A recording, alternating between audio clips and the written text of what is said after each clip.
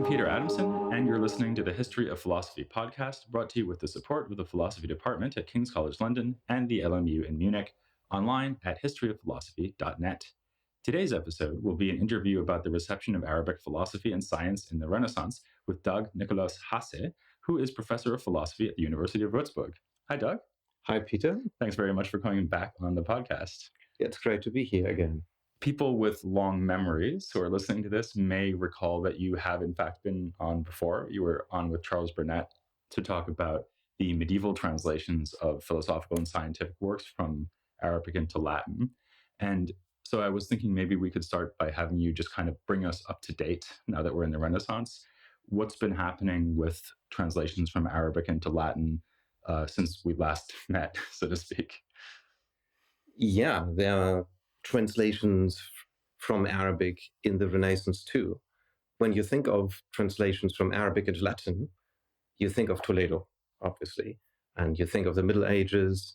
But it's important to see also to understand what Renaissance philosophy is about and Renaissance thought is about, that there's a new wave of translations of Arabic philosophers and scientists from about 1480 to 1550. That is, we have a second translation movement. We have a medieval translation movement and we have a Renaissance translation movement. And perhaps it's good to compare the two. The first movement, I mentioned Toledo, is located mainly in Spain and southern Italy. Now we have translations in Italy, but also in Damascus. We have Western scholars in Damascus that translate from Arabic into Latin, and scholars in Italy in the Renaissance, Jewish scholars that translate from Hebrew into Latin, Arabic authors such as Averroes or Ibn Haytham. And so they're not just translating philosophical works, they're also translating scientific works. Ibn Haytham, for example, is famous for his work in optics. Yes, some scientific works too, but I think there's a difference. In the Middle Ages, you have the entire range of sciences. Here, we have two major projects, Averroes and Avicenna's Canon of Medicine. These are the two areas where they focus on. Less mathematics, less astronomy. That's the difference. So it's mainly philosophy of Averroes and Avicenna, and it's in fact very impressive and very successful because at the end of these 70 years, we have 19 commentaries by Averroes translated newly, and 6 new versions of Avicenna's Canon of Medicine, which was such an important piece of medical learning in the West and the East, in fact. So those are 6 complete translations of the Canon? No, it's not complete. It's new versions, 6 versions. Not all of them complete. Some of very important chapters that were read regularly in the universities. One is very important because it was done by Andrea Alpago, and its corrections for most of the text. And it's very clever corrections. So it's done in Damascus from the Arabic, and the text is really better now, the Latin text.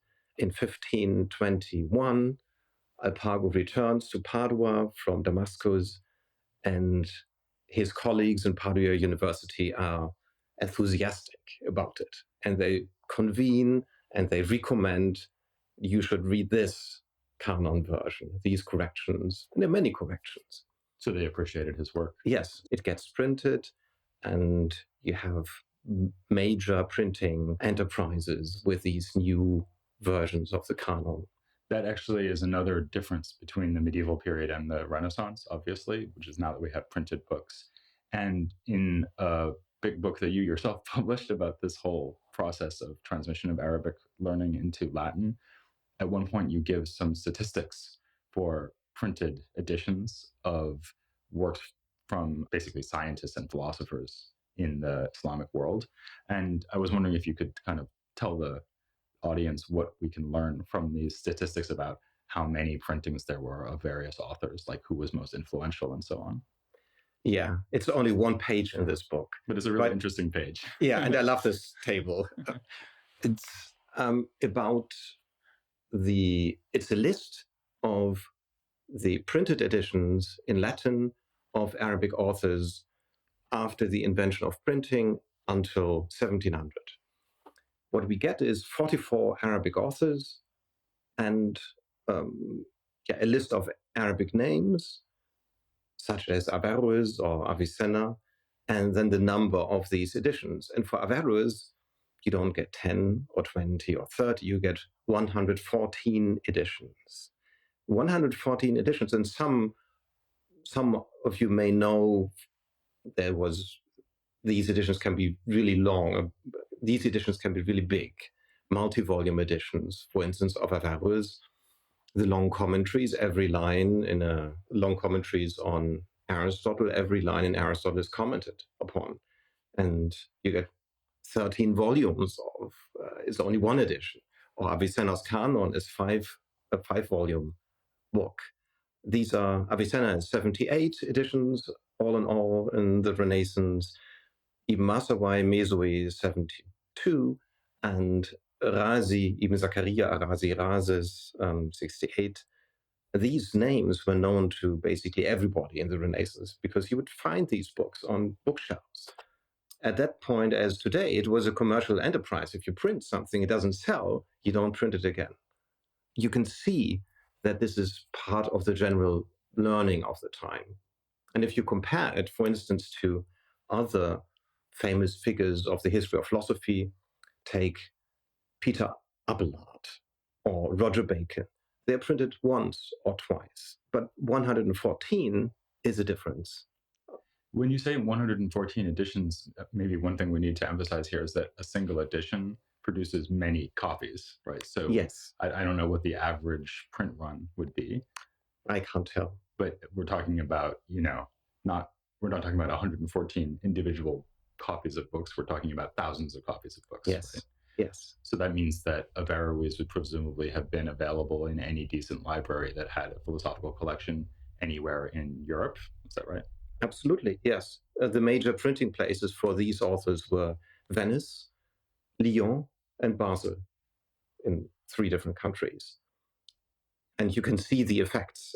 You can see that it's easy to quote, that you have libraries all over Europe where these exemplars are to be found.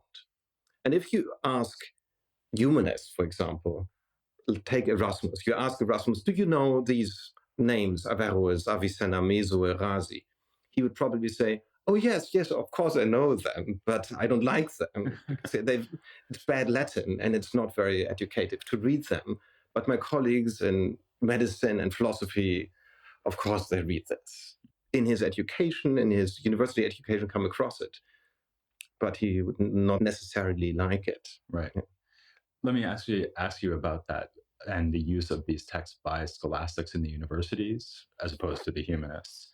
I guess that when we think about these universities that are carrying on the traditions of scholasticism and also medicine and other sciences from the Middle Ages, we probably imagine the philosophers reading Aristotle and we imagine the doctors reading Galen. But from what you just said, I guess we can infer that the philosophers are reading a lot of Averroes and the doctors are reading a lot of Avicenna as well. Absolutely, yes. You can see this in the university curricula and statutes. Not so much in philosophy, because in philosophy the curricula contain Aristotle. But in medicine, you can see in the Middle Ages and in the Renaissance, you get Greeks and Arabs, Galen, Hippocrates, Avicenna, and some other Arabs like Razi. In philosophy, Averroes is read as the companion literature, basically. He doesn't appear on curricula only if there's a problem. If, for instance, in Louvain in the 1440s, they wanted to ban Occam, and they said, but please read Aristotle with Averroes. I think there's a development here. Averroes was always quoted, but in the Renaissance, around 1500, in the 16th century, Averroes becomes the focal interest of large group of philosophers. You can see this because they put a lot of effort in these new editions. These editions need to be made by scholars. It's not as if a printer could do this by himself. They also concentrate in a different way on Averroes. Averroes was always there, but it takes a new format. Some of them write super commentaries. That is, they write commentaries on the commentaries of Averroes. Agostino Nifo does this, or later Marc Antonio Genoa in the 16th century. And that takes a lot. See, if you comment on the comment, we have that in Hebrew, but we didn't have that before in Latin. And they quarrel about how to understand Averroes. What is the proper meaning of a certain doctrine or line? So that means that they're not just using Averroes as a kind of instrument to understand Aristotle, who's really the object of focus. You're saying that they start to be interested in the interpretation of Averroes even for its own sake? Yes, there was a development that started certainly with Jean of Jourdain in the early 14th century, but in tiny bits. And now it's like a time-delayed drug. We have that kind of thing, probably, or like a bomb with a time delay. Mm-hmm. It's getting explosive around 1500. It resonates differently with people. Obviously, that has many reasons, but I think one is that there was a cult of expertism surrounding it. It's not easy to understand Averroes. It's not easy to understand Aristotle. It's not easy to understand Averroes. And it takes a lot. Some of these doctrines, as you mentioned before, when you were in the podcast talking about Averroes, one of the doctrines is the theory that there's only one intellect for all human beings. This is very simple doctrine in a sense. One intellect for all human beings is very easily explained. But in Averroes, it's supported by a very technical argumentation. You need to be a thoroughgoing expert to do this. I think that was one of the attractions of it. Mm-hmm. You really need to be a hard-nosed philosopher. Yeah, there were probably more people in 15th and 16th century Europe who understood Averroes' theory of the intellect than there are now. Definitely, yeah. Many more. And you have Marc Antonio Genoa, for example, in the 1540s, writes 45 columns, you would say 45 pages only on comment 3.5 in Averroes' long commentary on the Anima. So that's a commentary on about half a page of Aristotle. Yeah, right. Exactly. Yeah. You know, and Pietro Pomponazzi, who's himself a famous Aristotelian philosopher of the Renaissance, he says once, and he likes Averroes, but it's a love-hate relationship, in fact, to Averroes. He once says, if I don't defend Averroes, I won't have any friend in Padua and Ferrara. Wow. Yeah. And then he says, well, I take the liberty to criticize Averroes because it's important to be a heretic in philosophy if you want to find the truth. Oportuit hereticum. And that's very interesting because it doesn't fit with our concept of Renaissance philosophy. The mainstream philosopher was Averroes. And if you want to do something new, you would have somehow move against this current. If you ask Pomponazzi who's the mainstream philosopher of his day, he wouldn't say Ficino or Plato or a Greek commentator. He would say Averroes. In a sense, Averroes is very much at the center of Renaissance philosophy. I guess it follows from that the debate that we have about Latin medieval tradition and whether there's this phenomenon called Latin Averroism in the late 13th century with the arts masters in Paris. It's a debate we don't really have to have about Italy in the Renaissance, because in that context, there just clearly is Averroism. Is that right? Yes, absolutely. And they use terms for this. They use the term Averroista or scholar Averroica, movement of Averroism. And here they usually use the term Averroista to say this about someone else. It's usually a derogatory term. The term of abuse. Yes, a term of abuse. Right. It's easy to identify these people. We know the names of these people. There's a long line of teacher-student relationships in Padua University and other Italian universities. And there's some kind of group coherence. Mm-hmm. They know of each other, they criticize each other. And this is a new phenomenon. And they quarrel about the proper direction of the movement. Okay. I guess then that one thing that's different about the Renaissance approach to philosophy in Arabic and the approach that we have now is that I would say there's general agreement among specialists that by far the most interesting philosopher from the Islamic world, at least in the sort of medieval period, is Avicenna, not Averroes. Averroes is kind of difficult to love. You have long commentaries on Aristotle. Okay. And you've already said that Avicenna in this context was very influential because of his medicine. So he wrote this work, the Canon, the Kanun in Arabic, which is long kind of systematic presentation of medicine. To what extent does Avicenna also have a lot of influence on philosophical debates in this period? Avicenna's influence is not as penetrating as Averroes' influence in the Renaissance, but there's still some influence in important areas. For instance, in natural philosophy, theories of spontaneous generation of life, or in logic, the idea that second intentions are the proper object of logic. But it's not on the same scale anymore as it was in the 13th century. But some of these doctrines that were there for several centuries now resonate with people. And one of these doctrines, to take an example, is Avicenna's explanation of miracles and of prophecy. It's a naturalistic explanation. A number of philosophers, such as Ficino, but also Pomponazzi and others, pick this up. Avicenna speaks about three different kinds of prophecy: by imagination, by willpower, by intellect. Avicenna gives us a naturalistic interpretation of prophecy by focusing on the capacities of the human soul. A prophet with visions has a very strong imagination. A prophet who's able to change the exterior world, such as by producing rain, has a very strong willpower. The greatest prophet is basically a philosopher who understands everything. I'm just imagining listeners in England thinking, why would you want to produce rain? I want to remind them that this was originally written for people who live in deserts and in Tuscany. Yes. So it's actually very useful to produce rain. Yeah, we should send some prophets producing dryness. And these theories get picked up by Renaissance authors. It's a new wave of reception. For instance, Pietro Pomponazzi writes a very interesting treatise on the causes of natural effects, also called On Incantations. And in this treatise, he discusses a lot of miracles. And one miracle is in the town of Aquila of his time in 1520. There was a lot of rain, almost like in Britain, and they didn't know what to do. And then the population of this village came together. They prayed fervently. Then the rain disappeared, and the saint of the village, Saint Celestine, appeared in the sky. Okay, now Pomponazzi comes and says, okay, I have 6 explanations for this phenomenon. One is the stars somehow influenced the sky. The prayers didn't do any good.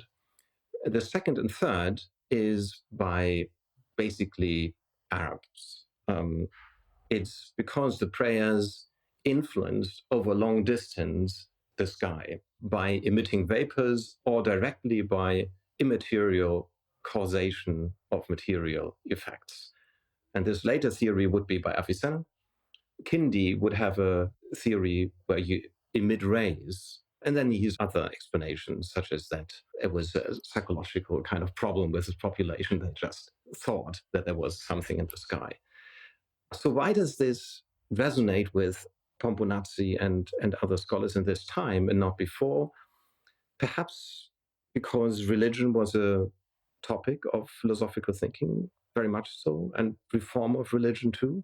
Another factor is there was a drive towards more natural scientific explanation of phenomena. Some people have thought, well, this is Renaissance. They are interested in occult things, in alchemy, in general, in the occult sciences and so on. Magic, yeah. But with this, you can see that would be too superficial to say. It's really to try to explain difficult effects where we today have electricity or magnetism, or we have different theories, gravitation for long distance effects. Pomponazzi wanted to explain the torpedo fish, the magnet, miracles of prophets. And that's why he was drawing on Avicenna, in fact, and Al-Kindi. And in fact, that's quite typical, I think, also of Arabic philosophy. They were very strong in natural explanation of phenomena. And they would actually prefer these naturalistic explanations that you get from a figure like Avicenna to the in a way, more obvious and easy answer, which is that God just does it? Yeah, one of those 6 explanations is that God just does it. Mm. But there are other possibilities. Right. So he's just giving you the option of thinking about it rationalistically rather than appealing directly to divine power. Right? Yes. Okay. Interesting. Before we stop, actually, let me just come on to something that you kind of hinted at just now, which is the interest in all these occult sciences, one of which is astrology. At least we would nowadays think about that as an occult science. I guess over the whole podcast series, we've seen that astrology often is connected to philosophy, and also that astronomers have often been astrologers. One could think here of Ptolemy in late antiquity, for example. I was struck reading your book about the transmission of Arabic sciences into the Renaissance Latin tradition, that there was a lot of debate over the status of Arabic astrology, and in particular, a kind of competition between the merits of Arabic astrology and the merits of Greek astrology. So could you say something about that? Yes, we have such a discussion, the antagonism between Greek and Arabic traditions in many corners of Renaissance thought. In medicine, in philosophy, and in astrology, humanists would say, don't read Averroes, read the Greek commentators. Or they would say, don't read Avicenna. In medicine, read Galen and Hippocrates. And in astrology, they would say, don't read Abu Ma'asha and Al-Khabisi, but Ptolemy. In astrology, that's very interesting, of course. I mean, it's a pseudoscience from my point of view today, but it's intellectually very interesting to study it in the past. And if you look at a chart, a map of the sky of the Renaissance, it's like a chess field. It has certain rules and various strategies, what you can do with it and how you can read it. Now, the problem with, for instance, with Pico della Mirandola, he wrote a book against astrology. And in this book, he also tries to reform astrology and make it more Ptolemaic. But Ptolemy, in the 2nd century after Christ, wrote a big book on astrology, the Tetrabiblos, the 4-book book. This book is more or less the black sheep of Greek astrology. It is very unlike the other astrology we have. It's very theoretical. You can't do really astrology with it. Many things that later appear in Arabic astrologers are in other Greek astrologers, as we know today. But the humanists couldn't see that, really. They were attacking Arabic astrologers for what was basically, to a large extent, also Greek. It was a label, the Greek, which was somehow an ideological label. So an author like Pico was basically attacking Arabic astrologers like Abu Ma'asha for diverging from the Greek tradition, even though what was actually happening was that the Arab astronomers and astrologers were using Ptolemy in a more thorough way. Is that right? Yeah, they were also using other Greek scholars like Dorotheos of Sidon, which the humanists didn't yet know, which we know only today. Mm-hmm. And Dorotheos had been transmitted via Persia and Arabic into the West. Yeah. But perhaps it's important still to add something about humanists, because I've been talking today, and we both, about these traditions that are very academic and happen in the universities. And I don't want to give the impression that humanists were not interested in Arabic sciences. In fact, the radical humanists didn't like it. But humanism is not a uniform movement. You have many different shades. So a good number of humanists actively engaged and promoted Arabic sciences. They were very interested in the lives and works of Arabic scholars and wrote biographies. They were involved in the translation movement, and a good number of them tried to produce new Latin versions in the Latin of the day, in the humanist Latin of the day. Canon in humanist Latin we have from Ledesma in Spain. Also, some humanists contributed to philosophy and medicine by comparing with the Greek. It was very fruitful, in fact. So, and some, like Domenico Grimani, financed translations from Hebrew into Latin. That is, we don't have two clear-cut camps here. That would be a cliché view of the Renaissance. It's really intertwined. And you get Grimani, Domenico Grimani, for example, is admired for his collection of Greek manuscripts. And he's visited by Erasmus, but he's also the patron of Averroes translations. And that's the Renaissance. Okay. Thank you for now very much to Dag Hasse for coming on the podcast again. I much enjoyed it. And please join me next time here on The History of Philosophy Without Any Gaps.